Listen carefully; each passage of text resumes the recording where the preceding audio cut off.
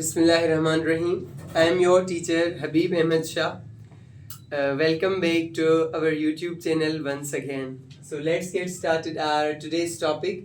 In this lecture, we are going to discuss and make preparation for the posts of PST, JEST, HST, and EST. And we have the subject that is science today. Let's get started. Chapter number 8, Electricity and Magnetism. Electricity and magnetism. Actually, we are continuing this lecture of ours because in our previous lecture we left some questions and now we are continuing this lecture, electricity and magnetism. So let's get started with the continuation. Number first, same poles repel each other when they come close to each other. A magnet has same poles. Like a magnet has south pole and south pole, north pole and north pole. It has two poles. So when south and south pole come closer to each other, so they repel each other. They make themselves away from each other. So this is the point that we discussed. Two opposite poles attract each other. If a south pole and north pole comes together, they will attract each other. They will be combined. This we are talking about the magnets. Next one is the build up of electric charges is called static electricity. When the charges are built up in any single thing for a long period of time, so that is called static electricity. Means the electricity which becomes built up in any form, that is called static electricity. So this chapter number 8, electricity and magnetism, ended over here. Let's move towards our new chapter, that is chapter number 9, soil. Soil, matti. The surface layer of land is called soil. Land on which we live, the surface layer, the natural surface layer of it is called soil, matti. The organic matter in soil is humus. Humus. Humus. What is organic level? The organic matter, the matter that is made of life. What, for example, if an owl dies and it is in the soil, that is called organic matter. If a plant dies, like pea plant dies, it would be the organic matter. So the organic matter, the living things matter that goes into the soil, that is called humus. Chicken dies and the remains of chicken are in the soil, so that is also called the humus. Sandy, silty, clay and loam are types of soil. There are many types of soil. Sandy, which is made of sand, silty, which is made of silt, it's also a kind of soil, and clay, which is called cheeky mitti in Sindhi, that is also called, that's also a kind of soil, cheeky mitti. And loam is also a kind of soil. Loam is a mixture of silt and clay. So loam is also type of soil. A soil which is mixture of sand, silt and clay is referred to as loam. A soil that is a mixture of sand, silt and clay, all are combined in it, that is called loam. It is also soil. Erosion is a process in which soil is displaced from the earth's surface by agents. What is erosion?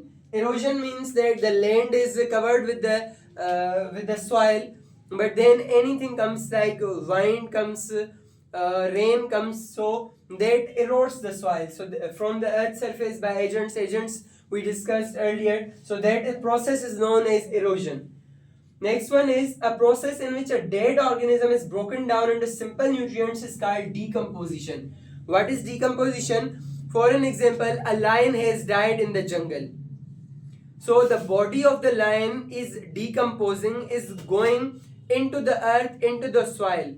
The nutrients from the body of the lion are going into the soil and it is being decomposed by living organisms like the microorganisms, decomposers, which decompose the body of a lion. Decomposers are microorganisms that we have already discussed in some of our previous lecture. So that process is known as decomposition. So this chapter number 9, soil, also ended over here. Let's move forward towards our new chapter number 10, which is very important. many of the questions that we will be discussing in this lecture have also appeared in CSS, PCS, PMS, FPSC's different other tests, and SPSC's tests, BPSC's tests, and KPPSC's tests, different tests. These questions have come. So let's pay full focus to this one. SUPARCO is the National Space Agency of Pakistan. Chapter number 10, our solar system in which we live. I usually tell the students about a different thing, that how do we live. Like we live in an area which is called a mohalla or neighborhood. When we go out of the neighborhood, there is our UC, Union Council. When we go out of our Union Council, there is our Talka. When we go out of our Talka, after that there is our district. When we go from our district, there is our division. When we go from our division, there is our province. When we go from province, there is our country. When we go from country, there is our continent. When we go from continent, then there is our earth. When we go from earth, there is our solar system. And when we go from solar system, there is our Milky Way galaxy. And when we go from our Milky Way galaxy, there are thousands of other galaxies also. And then our universe comes. And there are uncountable universes in all the place. So from a very small area in our solar system, how huge we go, you can see and have something about it. Like how small place we live in, and how many galaxies and millions and billions, uncountable trillions of galaxies and different universes exist in the world. How large is the universe of Allah Almighty. So SUPARCO is the National Space Agency of Pakistan. This is a space agency which is in space and it researches for Pakistan about the planets and different things. And SUPARCO was made in 1961. SUPARCO was made in 1961. SUPARCO's full form. SUPARCO stands for Pakistan Space and Upper Atmosphere Research Commission. It is actually a commission for research that is based in Pakistan and is of Pakistan. Its full form is Pakistan Space and Upper Atmosphere Research Commission. Upper atmosphere, which is the atmosphere upon us. Sun weighs as much as 330,000 Earths. Sun is one, and in one sun you can comprise 330,000 weighs. In weight, you can put 330,000, 330,000 Earths combined at one place and sun at one place. The same of both of them will be almost same. And 1,300,000 Earths can fit inside the sun. If you take one sun, then you will have to take 1,030,000.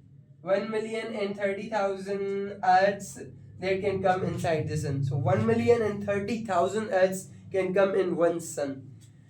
109 Earths can be equal to sun in terms of size. In terms of size, like how large it is, size is different, and how much they can weigh and go inside them is different. So in size, you can take 109 Earths and it will be equal to this. Like here, this is a sun, and you can put 109 Earths in it. Next one is distance between sun and earth is 150 million kilometer. Distance between sun and earth. Here is sun and this is the distance. So here is the earth. So the distance between sun and earth is 150 million kilometer. This chapter of ours is going to continue in our new lecture.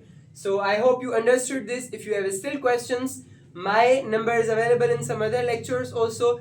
And I'm writing my contact number over here too. You can contact me from anywhere in the world on this number 0318039699. Contact me, feel free to WhatsApp me and ask any questions that you like. Goodbye, Allah Hafiz.